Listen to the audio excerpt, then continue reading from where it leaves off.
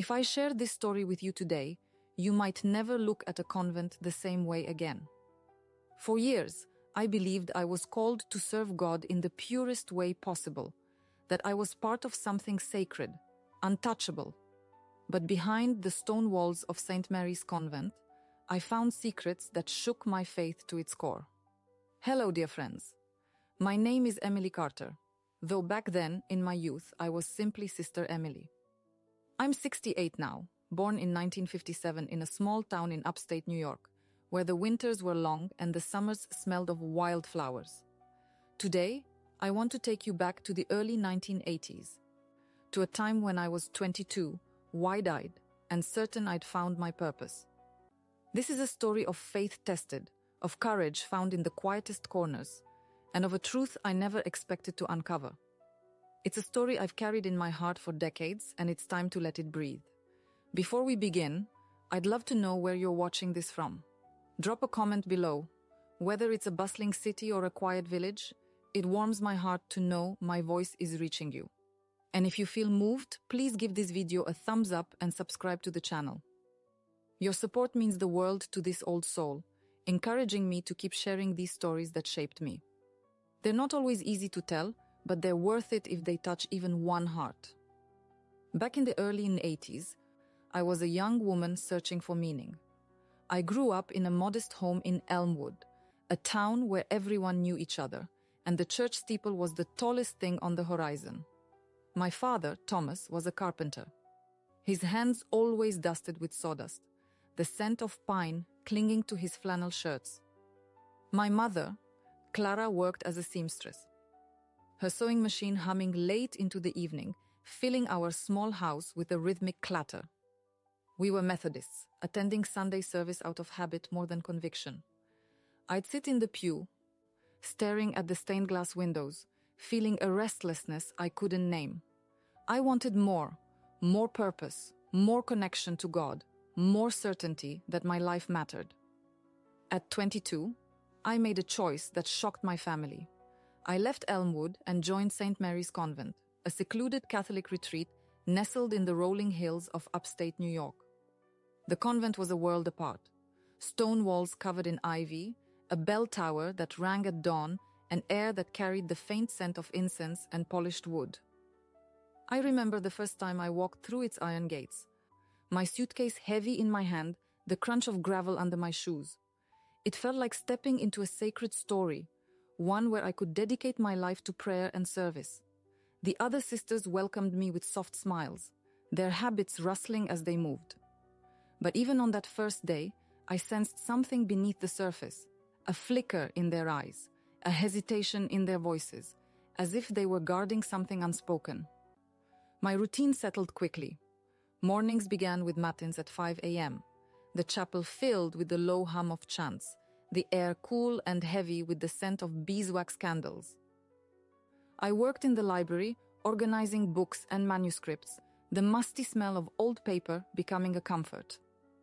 The convent was a place of discipline, silence during meals, no personal possessions beyond the Bible and a rosary, and a strict schedule that left little room for idle thoughts. Yet, there were moments that felt off. Corridors where no one lingered. Whispers that stopped when I entered a room. And one door in particular that caught my eye. It was in the library, hidden behind the heavy oak bookshelf, barely noticeable unless you were looking for it. The door was old, its wood warped, the iron handle rusted as if untouched for years. I found it during my first week while dusting the shelves, my fingers brushing against a latch that didn't belong. My heart quickened, a mix of curiosity and unease. I pushed the shelf aside just enough to see the door clearly, its edges outlined by a thin layer of dust. Something told me to leave it alone, but another part of me, the part that had always asked too many questions, couldn't resist. Late one evening, when the convent was quiet, I returned with a small lantern. The door creaked as I pushed it open, revealing a cramped room filled with cardboard boxes, their edges frayed with age. On a rickety table sat an open file, papers yellowed but legible. A name was scrawled across the top, underlined in red. Sister Evelyn. I'd never heard of her. No one had mentioned her name in the refectory or during prayers. But the weight of that name, written with such insistence, sent a shiver down my spine. The file contained letters, medical notes, and a photograph of a young woman with kind eyes, her habit neatly pressed. Why was this hidden? Why was her name marked so urgently? I closed the file, my hands trembling, and slipped back to my cell, the lantern's light flickering against the stone walls. That night, I barely slept. The image of Sister Evelyn's face burned into my mind. I didn't know it then, but that moment was the beginning of everything. The moment my faith would be tested. Not by God, but by the people who claimed to speak for him. As I lay in my narrow bed, the convent's silence felt heavier than ever. The wind outside rattled the windows, and I thought I heard footsteps in the hall, though it could have been my imagination. I clutched my rosary, praying for guidance, but all I could think about was that hidden room and the secrets it held. Something was wrong at St. Mary's, and I was already too deep to turn back. Little did I know, my search for answers would unravel everything I believed in. The discovery of Sister Evelyn's file didn't just spark curiosity. It cracked something open inside me, a fault line in the faith I thought was unshakable. At 22, I'd entered St. Mary's convent, believing I'd found my place in God's plan. Now, at 68, as I look back, I see how naive I was, how the weight of those secrets reshaped me. My name is Emily Carter, and this is the part of my story where I began to understand the people around me and myself through the lens of what I found in that hidden room. The convent wasn't just stone walls and prayer. It was a world of whispered rules and guarded glances, where loyalty to the institution often trumped loyalty to the truth. St. Mary's was a small community. No more than 20 sisters, each with her own role, her own quiet struggles. The convent sat on a hill, surrounded by pine trees that sighed in the wind, their scent mingling with the wax polish used on the wooden pews. My days were filled with routine: morning prayers at dawn, work in the library, silent meals where the clink of spoons against bowls was the only sound. But after finding that file, every routine felt like a mask, hiding something I couldn't yet name. I started watching the sisters more closely, noticing their habits, their hesitations, the way they moved through the convent like ghosts afraid to disturb the air. Sister Agnes was the first to stand out. She was in her late 50s then, with graying hair tucked tightly under her veil and hands that trembled slightly when she poured tea. She oversaw the library, my domain, and had a way of speaking that was both gentle and sharp, like a mother correcting a child she secretly feared. I liked her at first. She'd slip me extra bread at supper or hum old hymns while we dusted shelves. But after I asked about Sister Evelyn, her warmth cooled. "Some things are better left alone, Emily," she said one morning, her voice low, her eyes fixed on a book she wasn't reading. I wanted to press her, but the way her fingers clutched the book's spine stopped me. It was my first clue that Agnes knew more than she let on. And it planted a seed of doubt. Was she an ally or part of the secret? "Sister Agnes, who was Evelyn?" I asked again a few days later as we sorted manuscripts in the library. The air smelled of old leather and dust, the sunlight filtering through a cracked window. She paused, her hands hovering over a stack of papers. "A sister who left years ago," she said, her voice barely above a whisper. "Don't stir up old dust, Emily. It does no good." Her words hung in the air, heavy with warning. I nodded, but her evasiveness only fueled my need to know. That night, I wrote in my journal, a small leather-bound book I kept hidden under my mattress. "Agnes knows something. Why is she so afraid?" The journal became my confidant, a place to pour out my fears and questions, its pages filling with the weight of my discoveries. Then there was Mother Superior Clara, the convent's unquestioned authority. In her early 60s, she carried herself with a quiet power, her black habit pristine, her rosary beads clicking softly as she walked. Her office was a small room off the chapel, filled with the scent of lavender and ink, where she'd sit writing letters or reviewing reports. She was kind but distant, her smiles rare and measured. To me, she was the embodiment of faith, someone who'd given her life to God without hesitation. But after finding Evelyn's file, I started noticing her too, how she'd linger at the chapel door after prayers, watching us, as if counting who was present and who wasn't. Once, I caught her staring at me during supper, her eyes narrowing slightly before she looked away. Was she suspicious? Or was I imagining things? The uncertainty gnawed at me, turning every interaction into a puzzle. The other sisters were a mix of personalities, each shaped by the convent's rigid structure. Sister Ruth, barely 19, was my closest friend at first. She was bright and curious, her laughter a rare burst of warmth in the silent halls. We'd steal moments to talk about our old lives, hers in a farming town, mine in Elmwood, while folding linens or tending the garden. But even Ruth changed after I mentioned Evelyn. "Why do you care about someone who's gone?" she asked one afternoon, her voice sharp as we pulled weeds from the herb garden. The air smelled of damp earth and rosemary, but her words left a chill.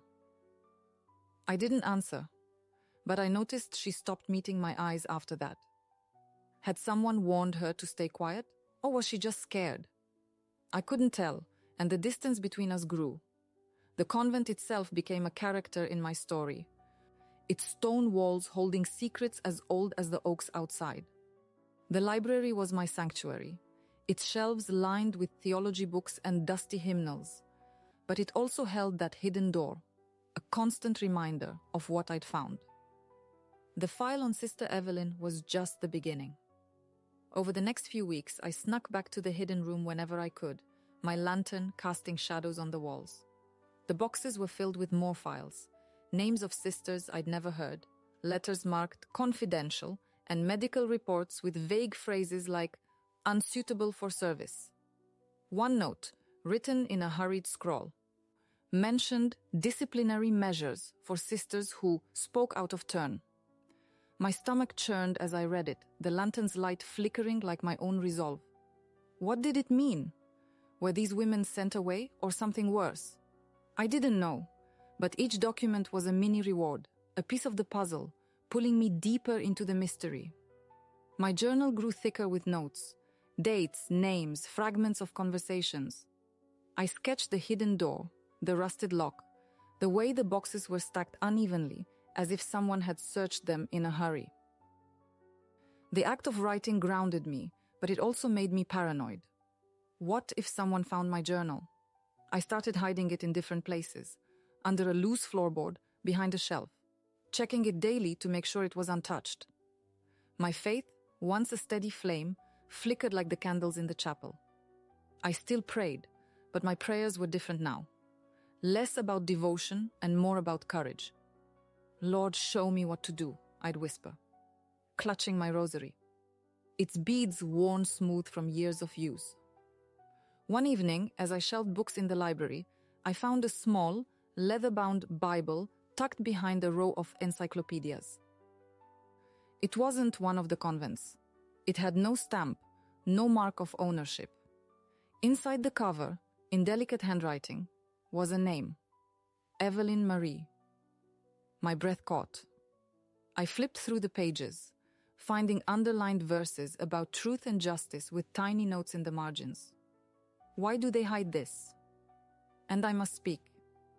It was Evelyn's Bible, a tangible piece of her presence, and it felt like a gift, a sign that I was on the right path. I slipped it into my habit, my heart pounding. This was more than a clue. It was a call to action. But the convent wasn't just a place of secrets. It was a place of control. Mother Clara's rules were ironclad. No questions, no deviations, no stepping outside the lines. I began to see the antagonism. Not one person, but the system itself, a structure that demanded silence over truth. The sisters were my community, my family. Yet I felt alone, caught between loyalty to them and a growing need to uncover what had happened to Evelyn. Every creak of the floorboards, every shadow in the hall made me jump. I was changing, becoming someone who questioned, who doubted, who dared to look behind the veil of piety. As I closed my journal one night, the candlelight casting long shadows across my cell, I heard a soft knock at the door. My heart stopped. It was late, past compline, when all sisters should be in their cells. "Emily, are you awake?" It was Sister Ruth, her voice barely audible. I opened the door a crack, seeing her pale face in the dim light. "Be careful," she whispered, her eyes wide with fear. "They're watching." Before I could ask who, she slipped away, her footsteps fading down the hall. My hands shook as I shut the door. Someone knew I was searching, and the walls of St. Mary's felt tighter than ever. The air in St. Mary's convent felt heavier now, as if the stone walls themselves were pressing in, watching me. I was 22, a young sister named Emily Carter, caught in a web I hadn't woven but couldn't escape. Finding Sister Evelyn's file and her Bible had changed everything. What started as curiosity had grown into a quiet obsession, a need to understand why her name was hidden, why her story was locked behind a dusty door.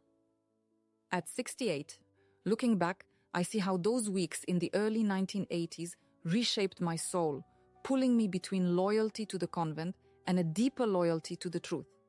This is the part of my story where the stakes rose, where every choice felt like a step toward a precipice I couldn't yet see.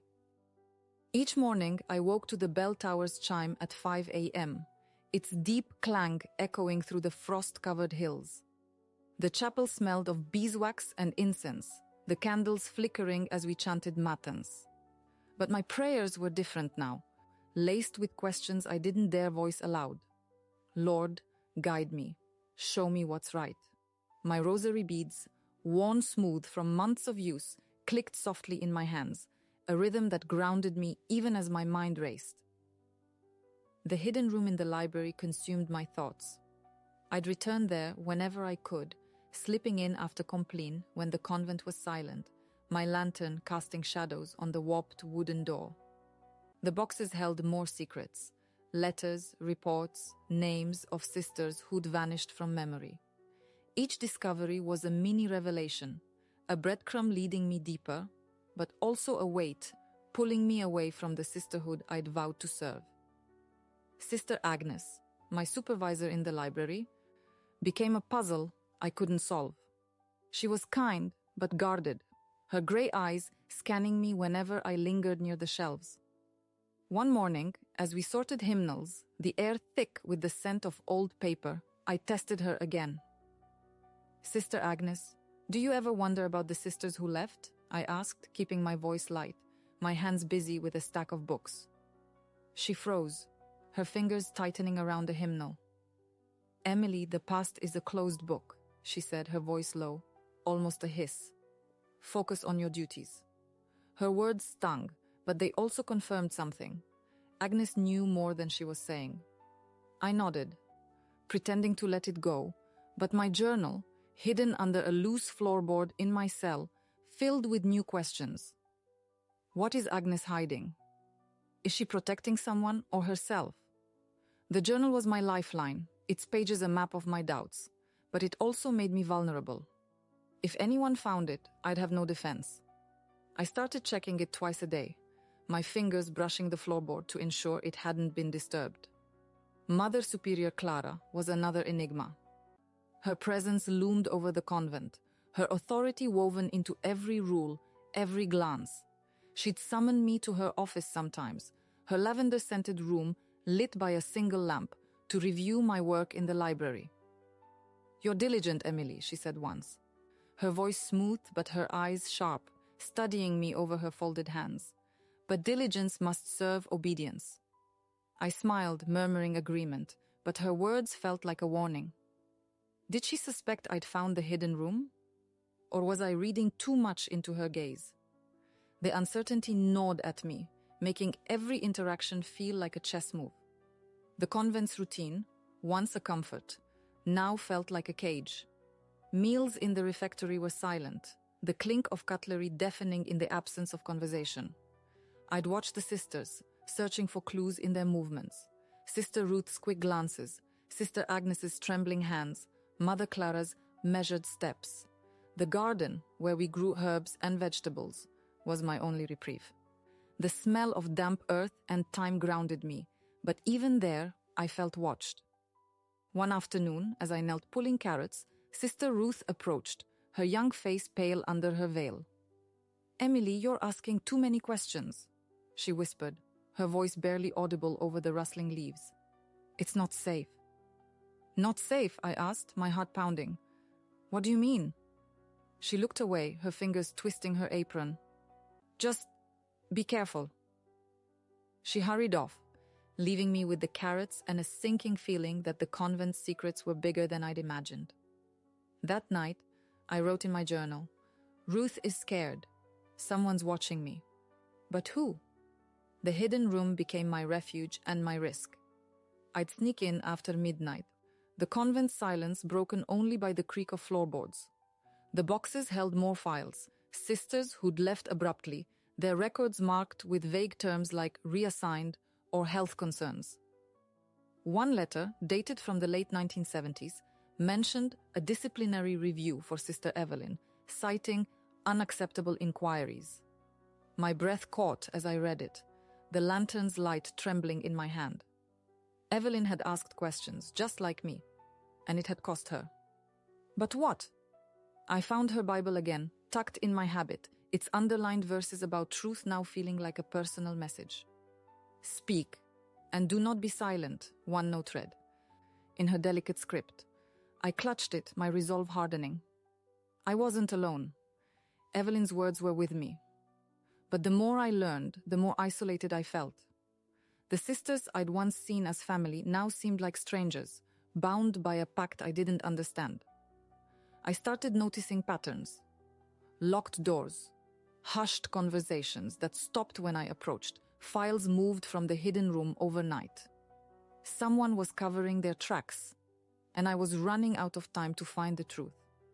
My journal grew heavier, its pages filled with sketches of the hidden door, quotes from Evelyn's Bible, and my own fears. I hid it in a new spot each week, behind a loose brick in the chapel, under a shelf in the library, praying no one would find it. One evening, during Vespers, I felt Mother Clara's eyes on me again. The chapel was dim, the air thick with incense, and her gaze was like a weight. Afterward, she called me to her office. The lavender scent was overpowering, her desk cluttered with papers and a single candle. "Emily," she said, her voice calm but firm, "you seem distracted lately. Is something troubling you?" My throat tightened. Did she know about the room? The files? "No, Mother Clara," I lied, my hands folded in my lap. "I'm just adjusting." She nodded, but her eyes didn't leave mine. "Obedience is our foundation, Emily. Stray from it and you risk everything." I left her office, my heart racing, her words echoing like a threat. That night, I wrote, "She knows something. I need to be careful, but I can't stop now." The midpoint came unexpectedly, a moment that shifted everything. I was in the library, shelving books, when I found a letter tucked inside a missal. It was old, the paper brittle, addressed to the Sisters of St. Mary's from a bishop in Albany, dated circa 1900. It spoke of concerns about certain sisters, urging discretion to protect the convent's reputation. Evelyn's name was mentioned alongside phrases like inappropriate questions and necessary measures. My hands shook as I read it, the pieces falling into place. Evelyn hadn't just left. She'd been forced out, silenced for what she'd uncovered. But what was it? The letter didn't say, but it was a revelation, a crack in the convent's facade. I slipped it into my habit next to Evelyn's Bible, knowing I'd crossed a line I couldn't uncross. The tension grew with every passing day. I stopped sleeping well, my dreams filled with locked doors and faceless figures. The convent's beauty, the rose garden, the stained glass windows, felt like a lie, a veneer over something darker. I started avoiding Sister Ruth, her warnings ringing in my ears, and kept my distance from Agnes, whose silence felt complicit. But I couldn't stop searching. The hidden room held more clues.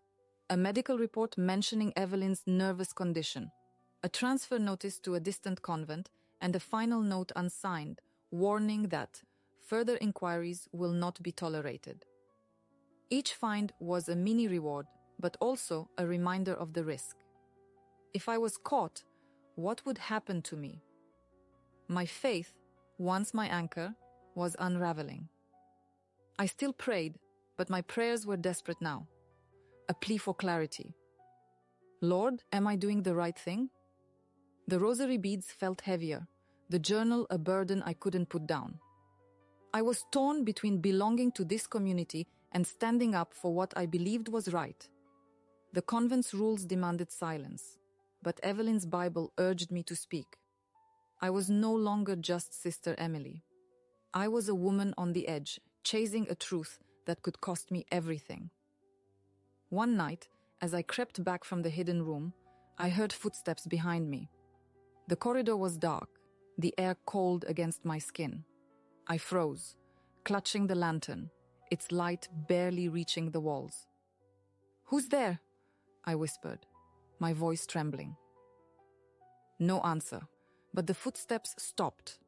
I waited, my heart pounding, then hurried to my cell, locking the door behind me. Someone was watching, and they were closer than I thought. The next morning, I found my journal slightly out of place, the floorboard's dust disturbed. Panic surged through me. Had someone read it? I didn't know. But the walls of St. Mary's were closing in, and I was running out of time to uncover the truth about Evelyn, and what it meant for me. The air in St. Mary's convent had never felt so thick, as if every breath carried the weight of what I was about to do. I was 22, Sister Emily Carter, standing at a crossroads I hadn't seen coming when I first walked through these iron gates. The hidden room, Sister Evelyn's Bible, the cryptic letters. They'd led me here, to a moment where I could no longer hide behind silence. At 68, as I share this now, I can still feel the chill of that night, the way my hands shook as I made a choice that would change everything. This is the heart of my story, the moment I faced the truth and decided who I would be. It was late, past Compline, when the convent was cloaked in silence. The stone corridors were dark, lit only by the faint glow of my lantern, its light flickering like my resolve.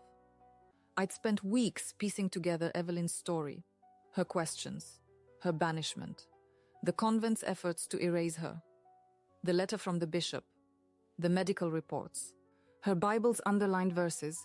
They all pointed to a truth the convent didn't want told. Evelyn had challenged something, perhaps a rule or a practice, and they'd silenced her for it. My journal, now hidden behind a loose brick in the chapel, held every detail, every question. But knowing wasn't enough. I had to act, or I'd be complicit in the same silence that had swallowed Evelyn. I stood outside Mother Clara's office, the lavender scent seeping under the door, my heart pounding so loud I feared she'd hear it. In my hands was Evelyn's Bible, its worn cover a reminder of her courage, and the bishop's letter, its brittle paper folded tightly.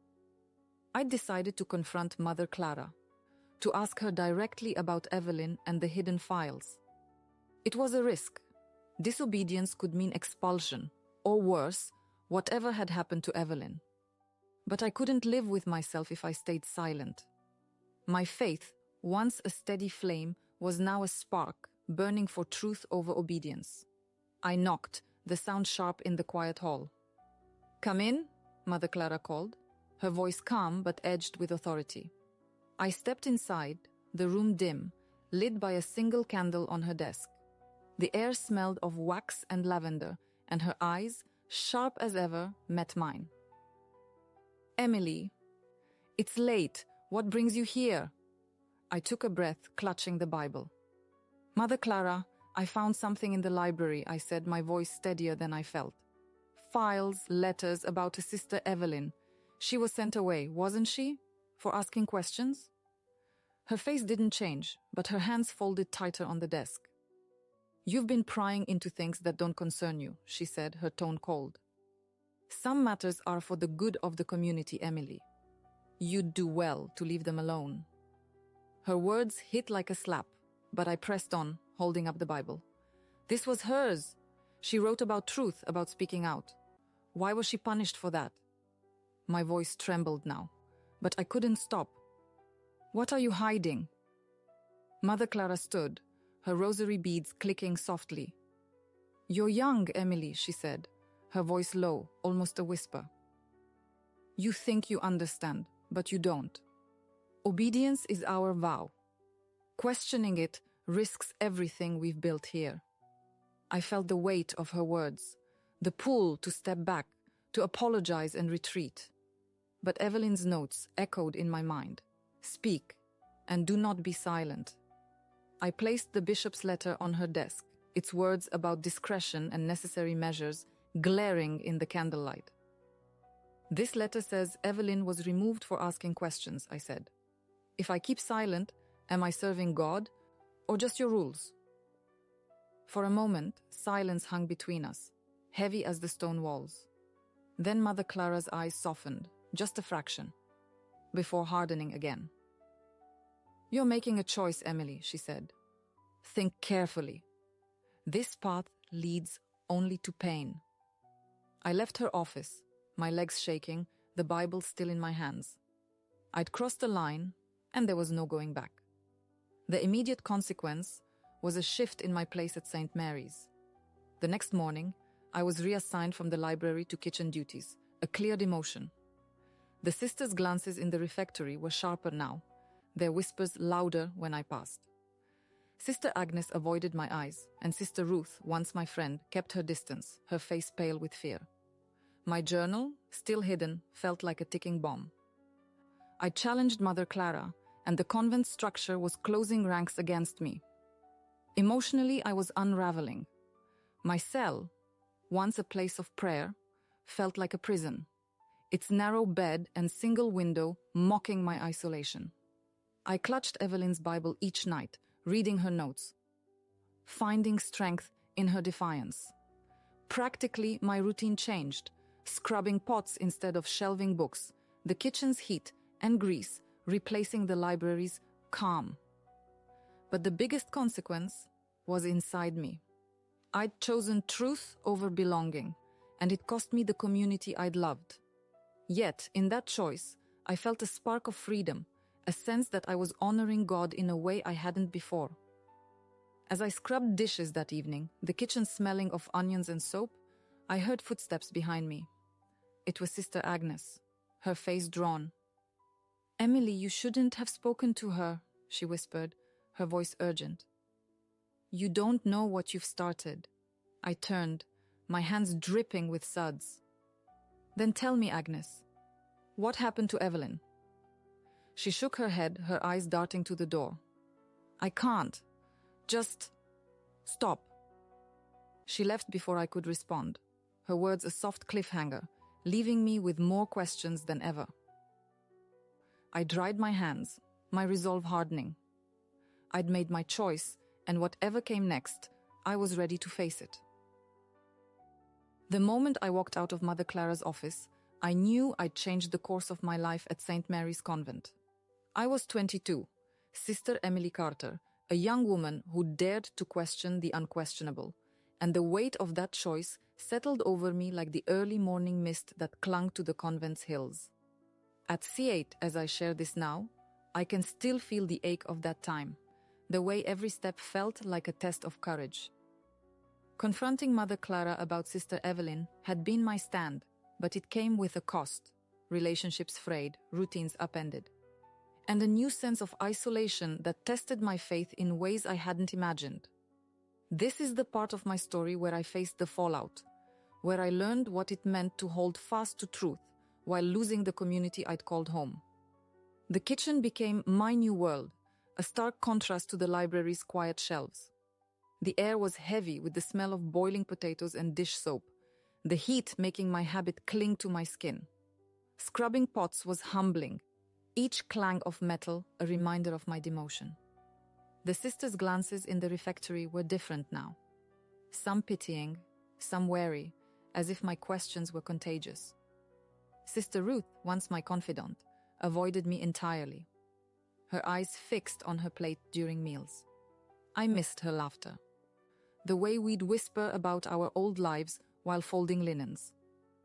Now, she sat at the far end of the table, her silence louder than any words. I wrote in my journal, still hidden behind the chapel's loose brick. Ruth won't look at me. Have I lost her for good? The words stung, but writing them kept me grounded, a small act of defiance in a world that demanded compliance. Sister Agnes was another loss, though subtler. She'd been kind once, slipping me bread or humming hymns as we worked.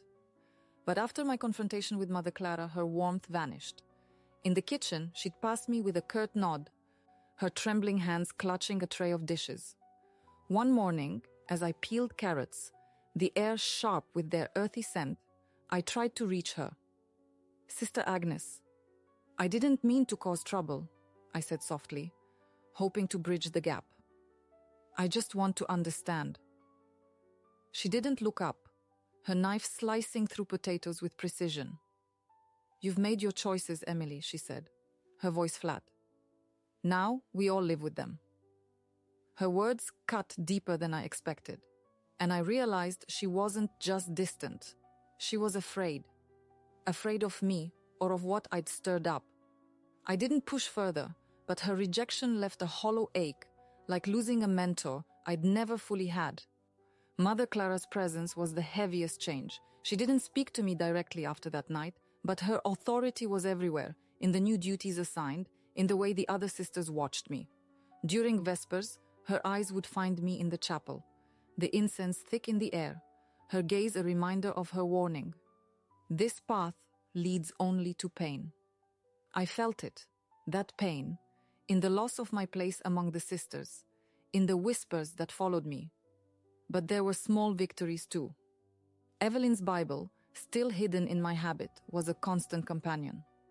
I'd read her notes at night, her words about truth and courage giving me strength. "Speak and do not be silent," she'd written, and I clung to that like a lifeline. I began to set new boundaries, small but deliberate. I stopped joining the sisters in the garden, where Ruth's silence hurt too much. Instead, I'd linger in the chapel after prayers, kneeling before the altar, the cool stone grounding me as I whispered my own prayers for guidance. "Lord, am I alone in this?" My rosary beads, worn smoother now, clicked softly in the quiet. I also stopped sharing my thoughts openly, guarding my words as carefully as I guarded my journal. It was a shift, a redefinition of my role, not as a sister who belonged, but as one who stood apart, driven by a truth I couldn't ignore. One evening, as I scrubbed dishes, the kitchen's steam curling around me, I found a small victory in an unexpected place. Sister Margaret, an older sister who rarely spoke, slipped me a note while passing through the kitchen. It was a single line, written in shaky handwriting. "You're not alone." My heart leapt. I looked up, but she was already gone, her habit disappearing around the corner. I tucked the note into Evelyn's Bible, a tiny gesture that felt like a spark of hope. Someone else saw the truth, even if they couldn't say it aloud. That night I wrote, "Margaret knows something. Maybe there are others." It was a small win, a crack in the convent's wall of silence. But the losses kept coming. My journal, my lifeline was at risk. I'd found it slightly askew again, the brick's dust disturbed. Panic gripped me. Someone was searching, and they were close. I moved it to a new hiding spot inside a hollowed-out hymnal in the chapel, but the fear lingered. Every creak in the corridors, every shadow in the candlelight made me jump. I started sleeping with Evelyn's Bible under my pillow, its weight a reminder of why I was doing this. The convent structure was tightening around me, and I knew I had to act before it was too late. One afternoon, while cleaning the refectory, I overheard a conversation that shifted everything. Sister Agnes and Mother Clara stood at the far end of the hall, their voices low but clear in the empty space. She's still asking questions, Agnes said, her tone anxious. What if she finds more? Mother Clara's reply was sharp. Then we'll deal with it as we always have. I froze, my cloth dripping water onto the table. They were talking about me, and the words as we always have echoed in my mind. They'd silenced others before. Evelyn, maybe more. I slipped away before they saw me, my heart racing, and added the exchange to my journal. It was another piece of the puzzle, but it also meant the danger was real. I began to reorganize my life within the convent's walls. I stopped attending optional evening prayers, using the time to search the hidden room when I could. The boxes were fewer now. Someone was moving them, covering tracks, but I found one last file, tucked behind a crate. It was Evelyn's final report, dated circa 1970, stating she'd been sent to a remote convent in Maine for her health. The phrase felt hollow, a lie to hide the truth. I added it to my growing collection, tucking it into the hymnal with my journal. Each find was a gesture, a way of honoring Evelyn's courage, but it also deepened my isolation. As the days passed, I felt the cost of my choice in every interaction. The sisters' silence was a wall, their trust in me broken. But there was a quiet strength growing inside me, a clarity that came from standing for something bigger than myself. I donated a small prayer card I'd kept, a gift from my mother, to the chapel's altar, a symbolic act of letting go of my old self. I was no longer just Sister Emily, the obedient novice. I was Emily Carter, a woman seeking truth, even if it meant standing alone. The final shift came one night as I sat in my cell, the candlelight casting shadows on the stone walls. I heard a soft knock, and my heart stopped. It was Sister Margaret, her face pale but resolute. Emily, I've seen what you're doing, she whispered, her voice barely audible. Be careful, they're planning something. Planning what? I asked, my voice shaking. She shook her head, glancing down the hall. Just keep your eyes open. She left, her warning hanging in the air. I clutched Evelyn's Bible, my resolve steeling.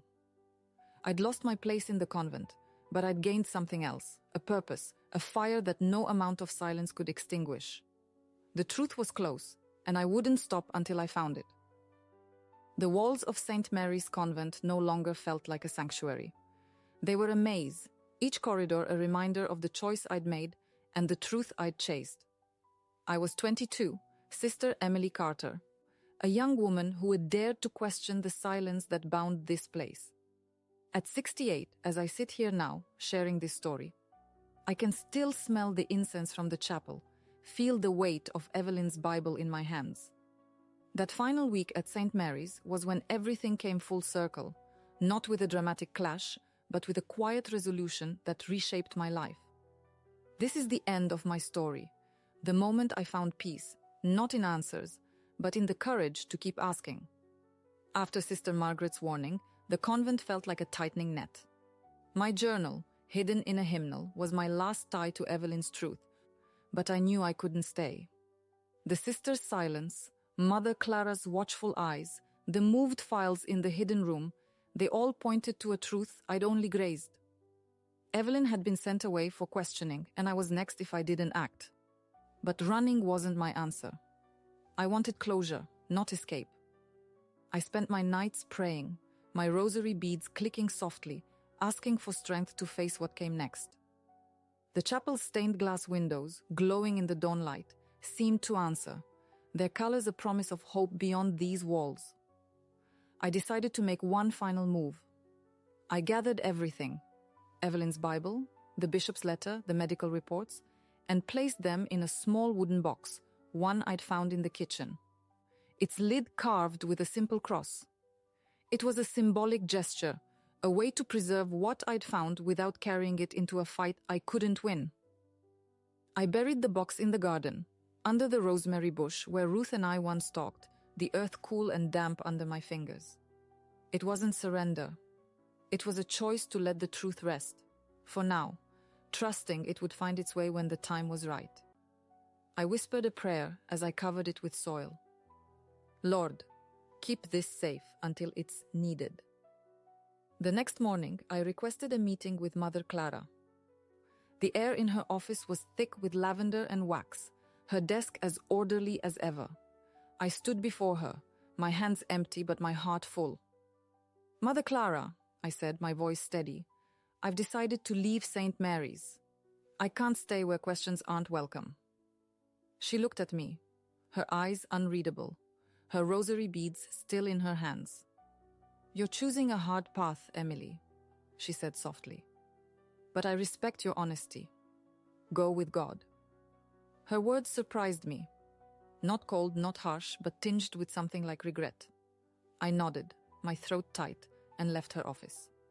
That conversation was my final dialogue at St. Mary's, a quiet echo of the truth I'd sought. It wasn't reconciliation, but it was acknowledgement, a small victory in a place built on silence. I packed my few belongings, a worn Bible, a shawl from my mother, a single photograph of my family, and walked through the iron gates, the gravel crunching under my shoes as it had on my first day. The pine trees sighed in the wind, their scent mingling with the freedom I felt. Bittersweet, but real. Leaving wasn't easy. I returned to Elmwood, to my parents' small house, where the smell of sawdust and my mother's sewing machine welcomed me.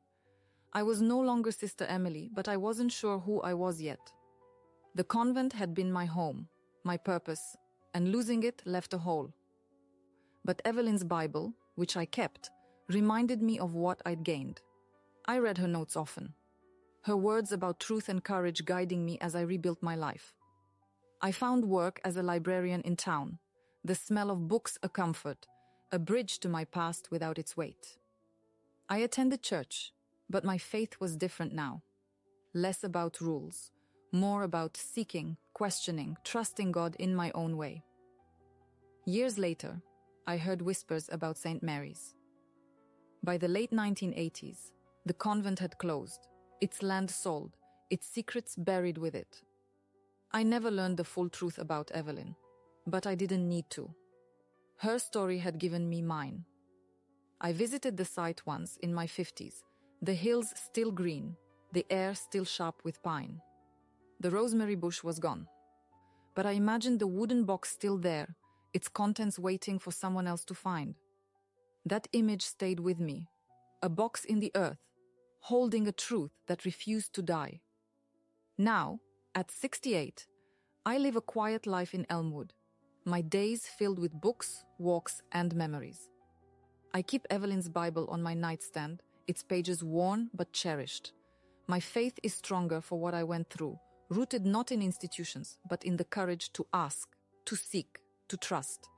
I've shared this story because it's not just mine. It's for anyone who's ever felt torn between belonging and truth, who's ever carried a question too heavy to ignore. This is a story real, shared by one of our subscribers. Thank you so much for trusting us with it. If you have a story you'd like to share, please write it in the comments below. We'd be honored to tell it on our channel. Your voice matters, just as mine did all those years ago. As I close, I see myself standing in that garden one last time, the rosemary's scent sharp in the air, the earth cool under my hands. I buried a box, but I carried a truth, and that truth set me free. The sun was setting, painting the hills gold, and as I walked away from St. Mary's, I felt a peace I hadn't known before, a peace that comes from choosing your own path, even when it leads you alone.